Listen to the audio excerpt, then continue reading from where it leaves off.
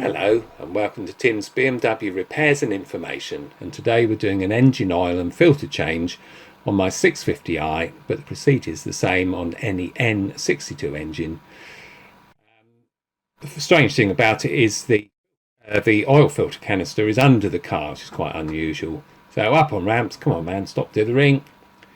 Handbrake on, put it into park, take the key out of the ignition, oil catch can, funnels, filter and oil, and here's the tools you need: 24mm socket, 8mm socket, 8mm Allen key and a T40 Torx underneath the car, and we undo these three self-tapping screws. They're 8mm, so whip all three of those out, and then the cover sort of slides out forwards, and there's all the stuff in there.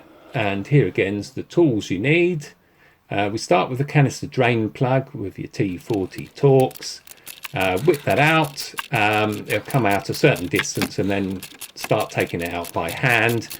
Otherwise the wrench and all the rest of it will get filled with oil. So not much oil in there. That's just what's in the filter. So move on to the main one, which is 8mm Allen key. The oil comes out pretty quick out of this, so again just loosen it enough so you can undo it by hand, otherwise the socket will be full of oil. And keep hold of the thing. There we go, managed to catch it.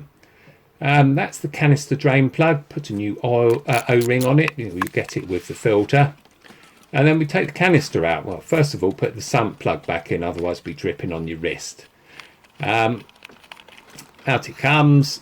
And the filter should be stuck in there, but as has happened every time, it's stuck in there. So you just have to be a man and grab it and pull it out, stick it in the oil catcher, and wait for all this stuff to drip out. It takes a little while. Remove the sump plug again, and that will remove all of the oil.